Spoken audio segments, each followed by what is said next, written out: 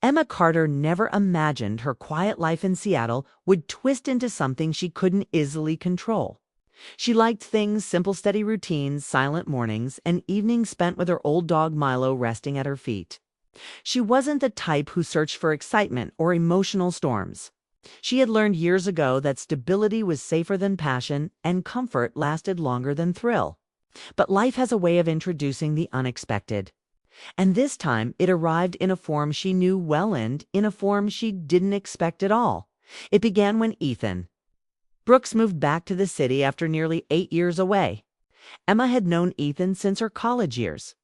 They had grown up in the same friend circle, shared the same campus coffee shop, the same late-night study sessions, and the same long conversations about future dreams. He was the friend she trusted during the hardest years of her 20s.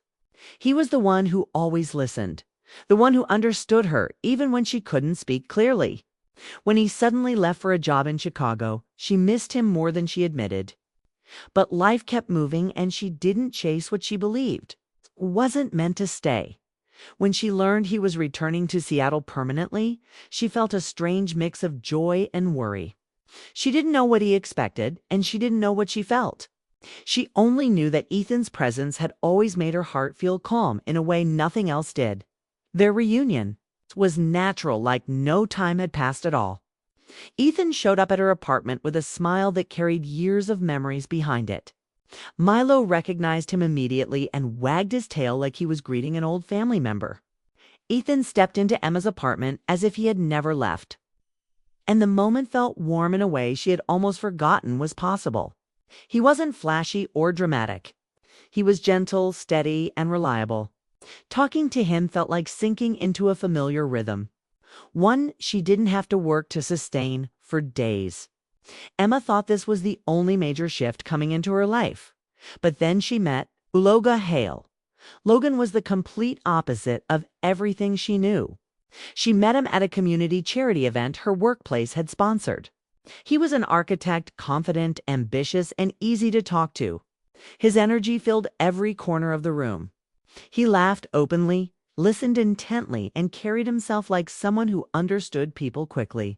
Emma didn't expect him to notice her, but he did. The moment they began talking, something sparked a quick connection she had no words for. Logan had a charm that wasn't arrogant, but undeniably compelling. He made her feel seen in a way that felt new, maybe even a little intimidating. Where Ethan reminded her of the past, Logan reminded her that life still held possibilities. Emma tried not to think much of it. One meaningful conversation didn't mean anything. But Logan didn't disappear after that night. He found excuses to talk to her, sent her articles she might enjoy, invited her for coffee after office hours, and remembered little things she mentioned: her favorite tea, the kind of books she liked, even the type of music she listened to on difficult days. Logan's presence didn't feel slow or gentle. It felt alive. Emma wasn't used to this level of attention, especially from someone like him. She had always lived quietly. But Logan was a spark in a room full of gray. Suddenly, her once predictable life had two new threads pulling at her heart. She wasn't dating either of them. She wasn't leading anyone on. She was simply trying to understand what her heart was doing because she knew it wasn't being fair.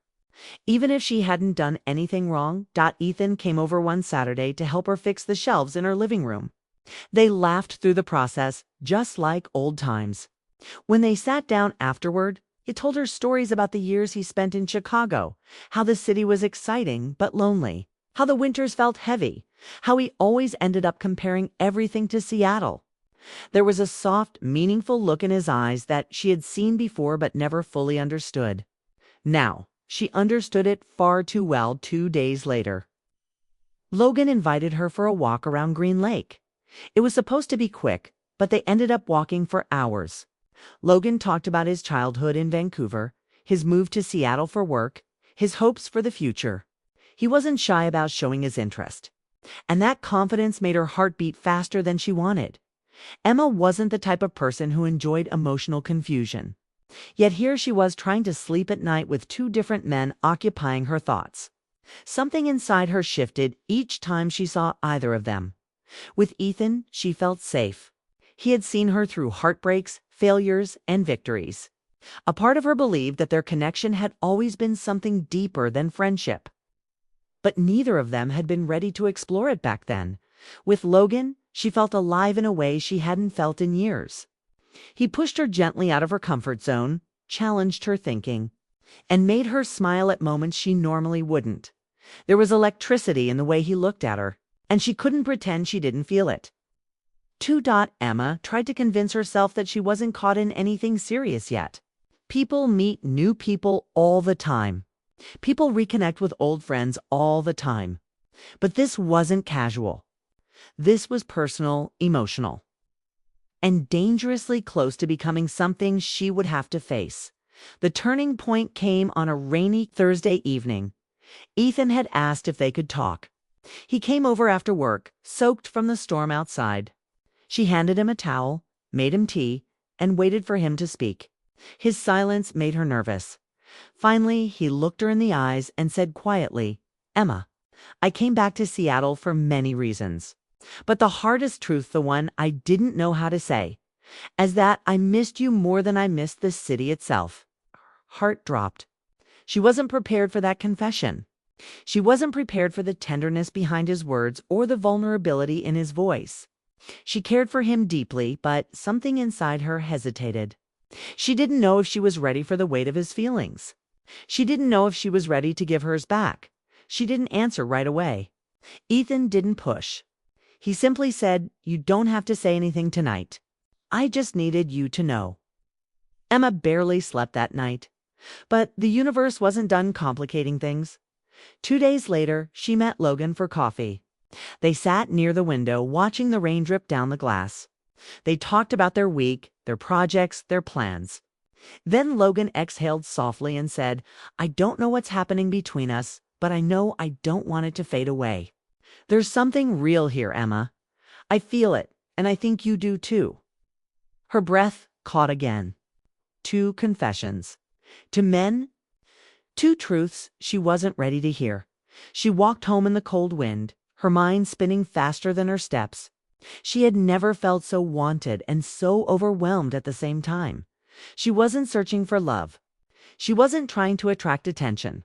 But somehow life had placed 2 incredible men at her to reach, offering her 2 different worlds, 2 different futures. She stood at her apartment window that night, staring at the glowing Seattle skyline reflected against the clouds. Her chest ached with the truth she whispered only to herself. "I didn't want just one. I wanted both, for different reasons, for different parts of me." But she knew wanting both wasn't an option. She knew she would have to face a choice she wasn't ready for. Part 1 ends with Emma pressing her forehead against the cool glass, wondering not which man she would hurt, but whether the one hurt most would be herself. After the storm of emotions in Part 1, Emma Carter finally understood that she couldn't avoid the reality any longer. Her heart was tangled between 2 Manethan Brooks, her steadfast, familiar friend, and Logan Hale, the exciting, unpredictable force she couldn't ignore. The weight of indecision had been exhausting, and she knew that pretending everything was normal would only hurt all of them, including herself. Emma decided she had to confront her feelings honestly. It wasn't about choosing quickly or avoiding. Discomfort it was about understanding what her heart truly wanted. She realized she needed space and clarity before making any decisions that would change lives. For years, she had been guided by caution, but now caution wasn't enough. She needed courage, the kind that made her shake but made her stronger in the end. The first step was to face Ethan. She agreed to meet him at his apartment one early evening. Seattle's streets glistened with rain, reflecting the city lights like a canvas of shifting colors. When Ethan opened the door, she immediately noticed the warmth in his expression.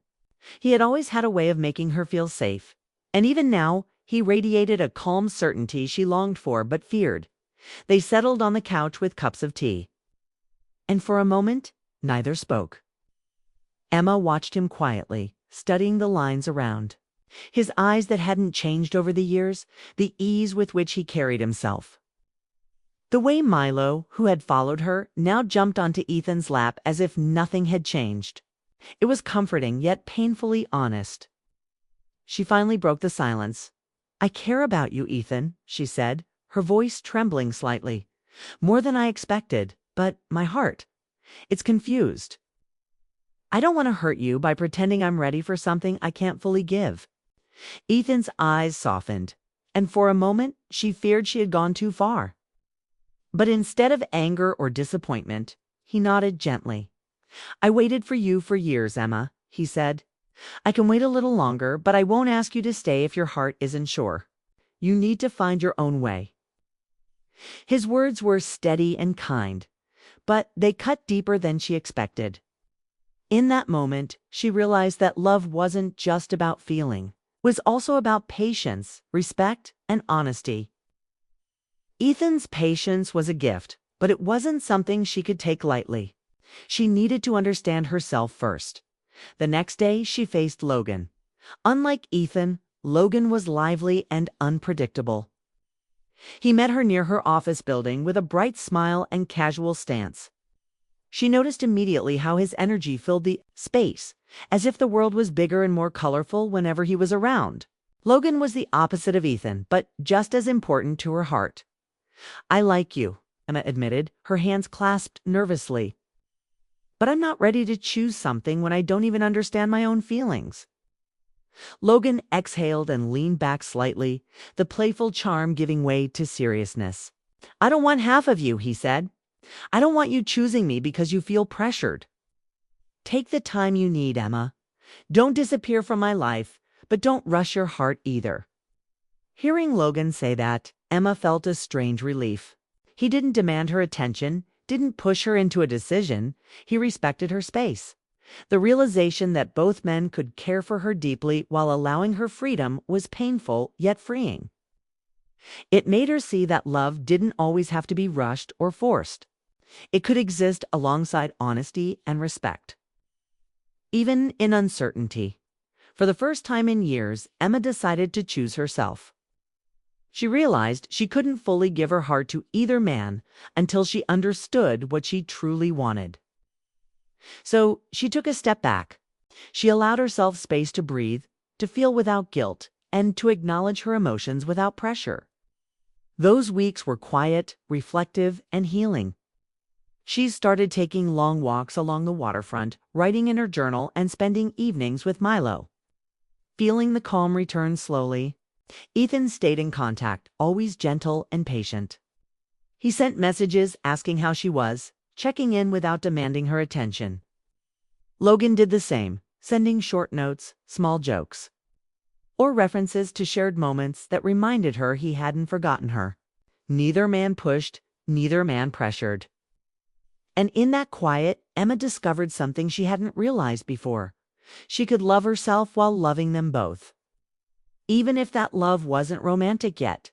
One afternoon, as autumn leaves fell, across the streets of Seattle, Emma walked along the waterfront thinking about everything that had happened. She remembered Ethan's quiet strength, the way he had always been consistent in a world that often felt unstable. She thought about Logan's laughter, his warmth, and the way he could make her feel alive with just a glance or a simple word.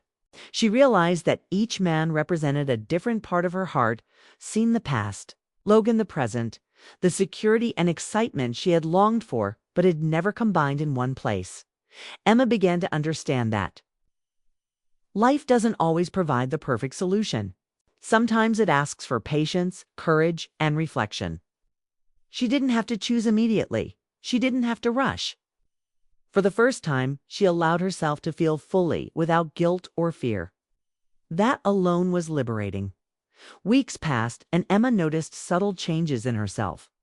She was calmer, more confident, and more certain of what she wanted in her life, not from someone else, but for herself. She wasn't avoiding love. She was preparing for it. And preparing for love meant understanding her heart deeply enough to make a choice she could stand by without regret. One crisp morning, Emma knew she was ready. She had spent enough time in reflection and acceptance. She picked up her phone and drafted 2 messages, one to Ethan, one to Logan, but she hesitated before sending them. The words were honest, but she realized that texting wasn't enough. This needed to be face to face. She arranged to meet Ethan first, knowing that their bond had always been grounded in honesty. She knocked on his door, and when he opened it, she could see hope and care shining in his eyes. She spoke from the heart. "I've taken time to understand myself. I care about you deeply, Ethan, but I need you to know that I couldn't give my heart fully until I knew what it wanted." Ethan listened silently, and for the first time, she saw a flicker of uncertainty in his steady expression. He didn't respond immediately, allowing her words to settle. Then, with a small smile, he said, "Whatever you decide, I will respect it. Just promise me honesty, Emma. That's all I need." Her heart swelled with gratitude and love, but it also ached with the weight of decision. Ethan had been her safe haven, the constant she had always relied on. But Logan had also changed something inside her that was undeniable, a spark she couldn't ignore.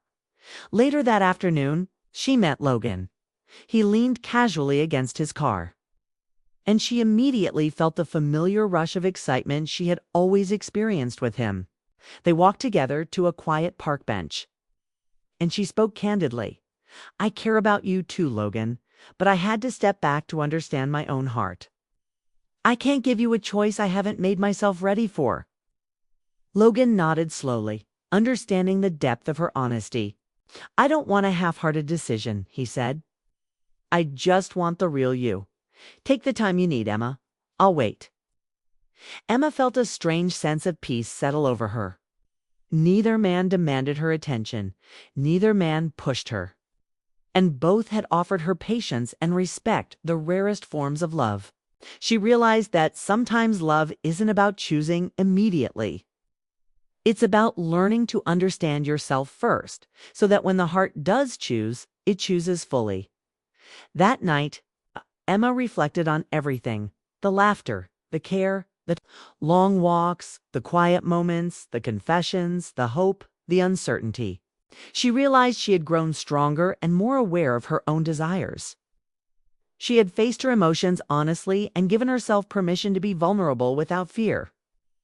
That alone was an achievement she could treasure. Weeks later, Emma finally made her decision. She didn't make it impulsively or under pressure. She walked to a familiar street, her hands trembling with anticipation and heart racing with clarity. She knocked on a door, and the man who opened it froze in surprise. Emma met his eyes, her own filled with both nervousness and certainty, and whispered, "I know what I want now." The story leaves the final choice intentionally open, allowing the listener or reader to imagine the path Emma takes. The true essence of this ending isn't about who she chose, since about the courage it took to pause, reflect, and understand her heart before deciding. Emma didn't settle, she didn't rush, she didn't compromise herself to spare others. She chose honesty, clarity, and respect for herself and for the two men who cared for her deeply. Her journey is a reminder that love doesn't always arrive neatly packaged.